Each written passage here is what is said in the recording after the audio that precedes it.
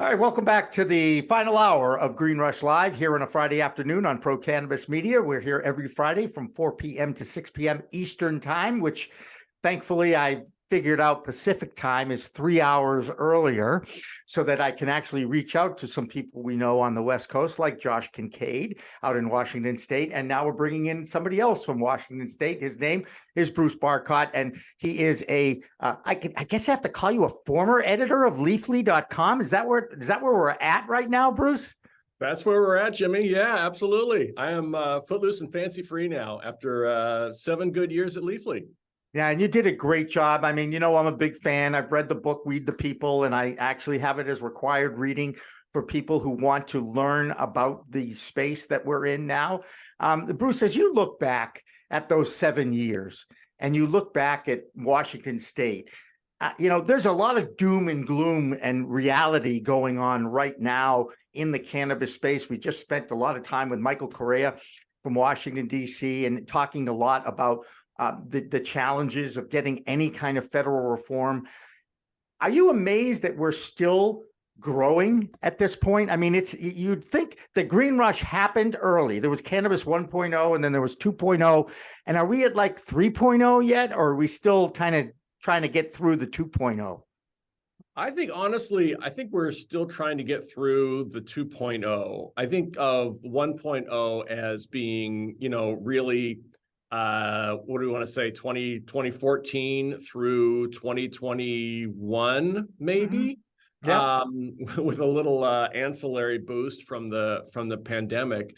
But I do think we're in a settling period, a falling out period right now, where a lot of the hope and over exuberance that went into the cannabis legalization movement and then the industry, and rightly so for so many reasons, has settled down. And I think that a lot of people for many, many years, viewed cannabis as the next tech in terms of the financial possibilities there, in terms of people coming in and, making $1 billion with a B.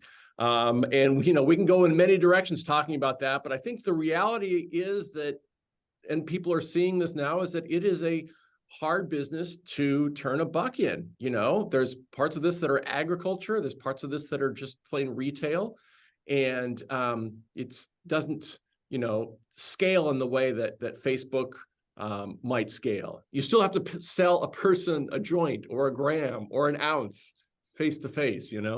Right. Oh no, absolutely. And we were talking about earlier is I think the government, both at the federal, state, and town level, have done an amazing job of putting so many elements and levels in to really test the passion and commitment of the industry and try to do everything they possibly can to either break the industry or really thin the herd before it even becomes a herd. Yeah, and one of the things that we've seen play out is there's this great tension between the MSOs, the large players who have stores and operations in many states across the U.S., versus the local players, the local people who are trying to get up a small farm, who are trying to get up a single retail store, and there's a way in which many governments are trying to build in opportunities for small operators, for entrepreneurs, especially people of color who have been harmed by the war on drugs, this sort of thing.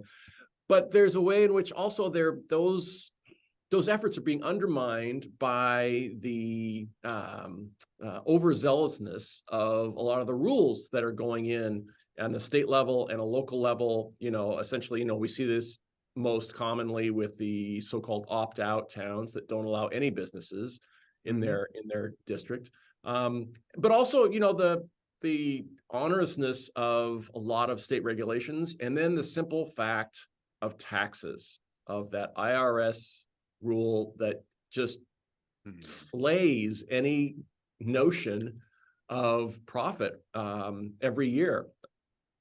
It's a tough one. So Bruce, with that, you're talking about 280E, I'm assuming, Yeah. not being able to write off stuff. Yesterday, I think it was yesterday, like last night, I saw something about the Banking Act, or safe banking Mhm. in DC getting, I forget what the term is, it got pushed up or whatever, and it's the first time in a while that anything has been given that kind of priority, which indicates, I guess, a significant drive or interest in order to get something done, not just placating the audience, but like truly trying to get something done. So between banking, and this is a three-part choose your own solution All here. right. What's going to be the biggest drive for the industry? Is it going to be 280E that you just mentioned with taxes? Mhm. Is it going to be banking, or is it going to be interstate commerce? Oh, I know the answer. Oh, you know the answer, huh, Jimmy? Yeah. I think if you asked me to pick one, let's say, right? I have a choice of three, and I can pick one. Honestly, I would pick interstate commerce. Yep. I really would. We are the I think United that, States of America, after all, yeah, right? Yeah. yeah. This artificial bordering of states that we do, and forcing people to grow cannabis in New Jersey, while at the same time, Oregon is just like drowning in cannabis plants, and California to a certain extent as well. I think that really could even things out quite a bit, and help right the ship in terms of making the national cannabis industry a more logical industry, where people who have the resources to grow and the sunshine and the soil can grow and just go bananas, and then put it on a truck and ship it across the country. Right. I think it's held back the industry a lot in terms of how COVID sped up the global landscape about 10 years for a lot of things, specifically in our industry, delivery, e-commerce, things of that nature. Like it sped up a lot. And hopefully that'll kind of continue in that direction. Is there anything that you see that could propel that any quicker? I'm not sure, because I think that for the last 2 years, until the House turned over to Republicans, there was this great hope that at least safe banking would pass, if not full federal legalization. And then, when nothing happened and the House went over to the Republicans, and I really don't expect anything to come out of the House in a positive way in terms of drug reform or cannabis legal reform. I think there's a sort of a feeling of retrenchment, and a feeling that, okay, this is kind of what we're set with, I think, for the next couple of years, and we're going to have to work within these guidelines. And unfortunately, that has led to other sort of ancillary repercussions. That realization, I think, scared a lot of investment money away, which has made it much harder for a number of companies to, either stay afloat and make payroll, or just to get started. There's not that kind of crazy money available that we saw 4, 5, 6 years ago. And I think it's interesting because the whole movement was designed to legalize and get rid of the illicit market, okay, or at least minimize it. And it has had the exact opposite effect because of the bureaucracy, because of these issues. And it's also another reason why I think you're starting to see states making deals with each other out there on the West Coast for interstate commerce. It's like, why do we need to wait around if you're out in Oregon, Washington, and California? Let's just share what we have out here on the West Coast. And again, it makes sense in business, but is it hurting the legalization movement? Is it hurting the reform movement? I guess is the question I have for you, Bruce. I don't think the idea of interstate commerce and the fact that these states are moving ahead in theory, if not in practice. Right. I think it's having the exact opposite effect. I think that, again, for many years, there was the assumption that, the states are the nursery, the cradle of new projects in democracy. And we're trying out legalization, and eventually that'll burble up to the federal level, and Congress will naturally pass Legalization Act and things will be better. It hasn't happened. I think interstate commerce could be the next step that states have to take on their own, sort of pushing past the existing line to make progress happen. And I'm not sure how that will happen. It could be, back in 2013, after Colorado and Washington legalized, there were a lot of delicate negotiations or delicate talks that went on between Washington, Colorado, their state, essentially governors, and the Obama administration. How are we going to handle this? Because it's still definitely federally illegal. And so the Justice Department essentially came out with a memo that said, all right, we're going to let you proceed with this, but here's the line. You can proceed, but don't go past these lines. I think something similar might, help propel a little more progress in terms of interstate commerce, in terms of let's say Washington, Oregon, and California got together and presented something to the Department of Justice and said, hey, look, we have a real problem with the illicit market. This is one way we think that could really give us a strong tool to combat that illicit market. Let's just lower the barriers between those state lines, the Columbia River, and then, that line in California that I don't know is geographically marked, but it's there. I don't know. That's what I think about interstate commerce. I'm very excited about the possibilities there. Yeah, just like COVID slowed everything or sped some stuff up, I think that also interstate commerce could do the same thing. If we look at if the Dormant Commerce Clause was used to allow for interstate commerce, we could have the equivalent of incubators and think tanks and focus groups and all of these people coming together to brainstorm on, because you've got some people in states that are saying we've got fire, and then you look at it and like, man, that's a meme right there. That's poop soup in a jar. What are you doing? If we could get rid of the barriers and these ridiculous state borders and actually allow for a single cannabis cup where all of these innovators could come through, we could have some really, really good cannabis and maybe allow for Blue Dream to come back because it's not a high yield, or it goes into the rainy months or whatever. And so they base these cultivars or strains on what's going to be a higher yield. And I don't want to pick my choice based on the farmer making the most money. I want to pick it based on what terpene profile works best for me. And I think that having an open interstate commerce will allow people to come together, figure out what's the best way to do it, where and how, and then network like a true co-op to be able to produce the best. There's a guy running around with a sweatshirt said the weed's supposed to taste good. Like that. It's a meme. It's almost funny that he has to wear that on a shirt, but it's standard. It should be good. And I believe that interstate commerce could be that thing to really kind of bring everybody together to have that connoisseur cannabis that we all deserve. Yeah, one of the things that was a perennial challenge when I was editing it at Leafly was the fact that we wanted to get information about the best products to our readers. That was like goal number one. People need more information about what they're buying or what they could buy, what's good and what's not good. One of the huge challenges and frustrations was that because the industry is so fragmented state to state, you could write about what's amazing in California right now.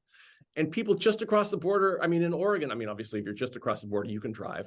But, people on the West Coast will be like, wow, that sounds amazing. How can I get it? Well, you can't. You got to go to California to get it. Or, likewise in Massachusetts, if they got some new product in Massachusetts and we're raving about it, you can only still obtain it in Massachusetts, even though there are, obviously companies and brands that move state to state now, and not all of them do. But like the hash strips in Canada, we can rip a piece of hash and put it in your joint, but you can't get it here like that. Great. Well, whatever it is, like it is a real problem, and it's something that, you know, I can't think of another industry that faces that. That's right. That's right. No, it's so unique, guys. We all know that. But one of the things we talk about interstate commerce, and this is one of the things that is a bit hypocritical, because there is already interstate commerce in the cannabis industry. People are using they're manufacturing, the genetics are coming across state lines, whether they be seeds, they're turning it into concentrates, they're turning it into edibles. It's the same recipe in California as it is in Massachusetts, as it is in Michigan. This is happening. They're replicating the same product in other states. So, but what's hurting is the fact that flour can't be across state lines, right? So once again, the enlightenment of our government needs to happen, because they have to understand that there's already interstate commerce going on. And by the way, you feds aren't getting a piece of this yet. Yeah. That's the FOMO we should be setting, is like, you're missing out on some money. If you Right. can ship seeds, how come I can't ship a clone or a seedling Right. or a plant? It makes no sense. No and then sense. you go all the way to the end with the finished product. Like, what's the difference? That's exactly right. Hey, Bruce, I'm going to tell you something. There was an article, you pointed out a great article, and I want to get to that in a minute. But in Massachusetts, the Talking Joints memo produced by Chris Ferrone put out a interesting memo, or I guess it was an article this week, on the testing, the inconsistencies of testing, and some of the let's just say less than legal activities that go on between the testing labs and the producers of the product to enhance those testing results. You guys at Leafly, I'll never forget, you went and you tested different products, and you kind of reported on it. It was a great expose. Once again, it's part of the learning process about how delicate the plant's makeup is. You can't, you use the word clone, Josh. You can't clone cannabis. You just can't. It impacts everybody differently. And every time that a batch is tested out of this area, let's just say, it's not going to be the same as being tested out of this area. And by the way, our regulators and our legislatures all want it to be clean and make sure we don't have mold. And I as a consumer, I don't want to have mold in it either, by the way. Not that I even knew what mold was back in the 70s or the 80s, but I didn't care back then. I was just happy to get it then. Now you can clean it up. You didn't like the mold on those stems you were smoking, huh, Jimmy? That's right. That's right. That's right. No, I take the with the fire, you've got 100% mold now, whether it's indoor or outdoor. Those mold spores are going through every single filter in everywhere. So everyone in the Northeast has got mold now. Yeah. And we figured that out, Bruce. You remember 2017 when the Eastern Oregon fires were blowing through, and then people were getting popped, and they're like, "What's going on?" And I think you guys probably wrote on that, and we're like, it's the fires pushing the mold spores through, creating havoc for everybody. And then they just go mold to gold. We're going to blast this. And then now you can dab it safely. Yeah. Yeah. I mean, lab shopping has been a problem. You know, that's a problem that cropped up early here in Washington State with folks going lab to lab and see who can, result the highest THC level, because that's the biggest bang for the buck the consumer wanted. There's the classic two-prong attack on that. One is simply to continue to educate consumers that it's not all about the THC. It's about so many other things that go into the experience. But I think there's also a way in which I think when we all started up these regulations and these industrial systems, we thought that we think of labs as being sort of angelic players in the system, where of course they wouldn't pipe their results. They're decent folk. They're scientists. They're robots. And we learned early on that no, actually, like there's a profit motive involved here, and that can really skew things. And I've seen some reports in the last year where folks are advertising like THC percentages in the 40s and such, and I'm like, I'm not sure what you're doing to a plant to pump it up to THC in the 40s or 50s, but like that's no longer a plant. There's no room for cellulose anymore. Like what is going on there? That's not working. So Right. yeah, it is an issue, and I think that again, it's so early in terms of consumer knowledge about these products. That's right. And has been, we've had a forced ignorance about it for 85 years of prohibition, Right. And let's educate some of our consumers. You can go into a dispensary, you can look and see what has the highest percentage of THC, and you can make your buy, because that's what's been going on now. But we all know, those that have, been around it and talked to scientists and growers and everything, it is the terpene profile that dictates the impact of that THC and the other cannabinoids in the plant. And that is probably more important than the percentage of THC. But people are looking, I want to get the best stuff to get the best high. Well, maybe that's not what you should be looking for. You want to get the best result of what you're looking for this plant to do for you. And you wouldn't want to get on a motorcycle going 1,000 miles an hour without a steering wheel, and terpenes are the steering wheel. So you're going to get somewhere fast, but how do you know where you're going to go? Yeah. Bruce, why is it in Washington State, when I go to my local dispensary, or no matter where it is, how come they don't have terpenes yet? You go to Nevada, a relatively recent state, and they buy a lot of stuff based on terpenes, and yet in Washington, they give me happy, relaxed, or THC based on the lowest price, so I could filter on price and filter on THC. Why, after so long, is a state like Washington falling behind? I think that's one where, that's got to be essentially consumer driven. I really do think that's got to come from consumers demanding to know about terpenes, about the terpene profile of the product they're buying. I don't want to sit here with a hammer and bang on our local alcohol control board in Washington State, but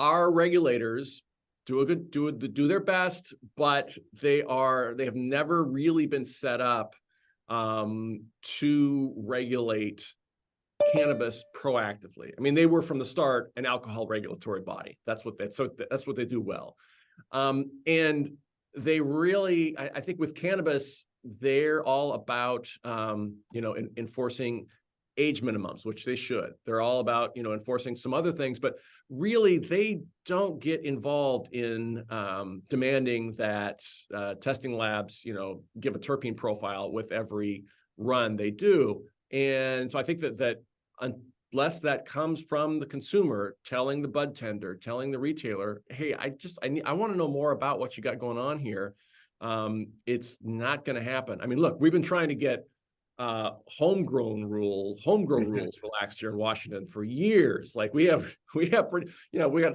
higher priorities at a certain point when it comes to regulations and the state legislature. So yeah, I don't know. I think again, it's a consumer demand kind of thing. And we, at Leafly, we tried many different ways of talking about terpenes. But I think the industry still has a long way to go in terms of coming up with the language to talk about terpenes and the experience and connecting those things. Right. Because it just, we don't have the words yet, Right. Hey, I think John Kingsbury is going to finally overturn that felony on home grow this year in Washington. So I think that bill is going to be received fairly well if they don't approve it this year, hopefully next year. Good. Yeah. Yeah. Hey. I mean, look, just to cap that thought. I mean, I like beer. I'm not a beer connoisseur, but there's a craze, at least in my corner of the country, for hazy IPAs, right? Juicy, hazy IPAs. And those are very blunt terms, but they're the words that I use when I go and look for that specific product right now. It would probably embarrass somebody who's actually knows something about beer, but I'm a very mainstream connoisseur, and I think we need simpler terms and more powerful terms to describe terpenes. Oh, well, by the way, malemoline, just pronouncing them is a challenge, let alone spelling them. You guys are both from Washington State, and we haven't even talked about, wasn't there a news item this week about one of the Tri-Cities opting in to cannabis now? Is it Pasco, Washington? Is that a city in Washington? Okay, so that's in our news show. It's on at 6 o'clock. I just want you to know I spotted it. They are now, so a lot of states, when they go legal, allow the local towns to opt in or opt out of whether they want to have dispensaries in their town. It isn't tied to the actual vote for that particular ballot question or anything like that. And in Washington State, that city, Pasco, has decided to opt in to the cannabis dispensaries. And that was a pretty big deal. I thought that, because if you look at New York, a lot of the towns, once they go legal, they go, no, not in our town. It's the NIMBY factor, right, guys? Isn't that what they call it? The NIMBY factor? Not in my backyard. Yeah. And right, not in my backyard. And yet here in Washington State, when I'm looking at that and I say, oh, maybe this is a trend, maybe the new market in New Jersey, those that have opted out will now start to opt in. More and more towns in Massachusetts now are looking at the taxes that are generated in the various towns that are. That's the thing you got to focus on, because you're making it sound like they pulled their head out of their ass in Pasco, and they didn't. What happened was, I believe, is that they were incentivized because A, they weren't going to get the money, and B, I think they're literally paying up to $2.5 million. Don't quote me on that, to opt in. So Bruce can maybe give us more info. I am out of the loop on the Pasco. Not covering the beat anymore. It's not his beat anymore. I did it. I found it. Hey, this is big. Give me credit for that. Props. Pasco's We Talk News had this story. But here's the thing: Pasco's a teeny town, but it is conservative country, because it's all about farming and everything. So that's a big deal, because there's a thing called Red Mountain in Eastern Washington, and it has a wine mafia. I use the term loosely, and they don't want cannabis anywhere. And so they use that NIMBY, the not in my backyard thing, to push people out and say cows, or cannabis stinks. Not the cow shit that's everywhere, right, but the cannabis. And so it's hilarious. It's hilarious. They're using anything they can out in Pasco, but the fact that this conservative area of Pasco is saying yes is huge news at a very, very teeny local level, because it's just saying, hey, it's acceptable, it's money, let's do it, who cares, nobody's pushing back. So all of those things at the heart of the country in middle America is going to start expanding, and there's going to be a lot of people going, damn, I didn't think that Utah would have it, or we're in Washington State, and Ferndale up north, and a couple other places don't serve alcohol on Sundays, but they'll have cannabis. So there's some of these areas that are opting in, that don't like alcohol, that are saying yes to cannabis. And that's the takeaway, is that nobody's pushing back because no one cares. Right. We had a viewer from Utah in the chat room earlier today too. So it just gives you an idea. We've got that kind of reach. Hey, Bruce, I love talking to you. I really do. I don't care if you're not on the beat anymore. You have such a great perspective on this industry and the history of it. And I so appreciate you coming on today. And I really hope we get a chance to continue this, because I've always enjoyed your work. Absolutely. I love talking with you, Jimmy. And I love talking cannabis. Like, honestly, 10 years ago, I got in on this sort of fell into it when, Washington legalized, and I happened to live in Washington, and I looked around and said, what the hell's going on here? And, the more I did my research and wrote my book, the more I just love covering this subject and thinking about it and writing about it. There's so many different just aspects of life that get teased out of this. We were talking the other day, you and me, and everything from, how cannabis affects sleep, to the idea of stigma, and the social racial history of the United States gets so entwined with all of this. I really love it. I can't get enough of it. There you go. Well, let's stay tuned to Pro Cannabis Media, because hopefully 2023 is the year that the rest of the country picks up on what we're doing here, and share, like, and subscribe to everybody. That's what we want. Bruce Barcott, thank you again. We will keep in touch, and I'm looking forward to the next book that comes out. Awesome. Great talking with you both. You Good bet. talking, Last John. half hour, Green Rush Live coming up next. Don't go away. Don't forget to smash that like button on your way out and check out these other videos that we've got.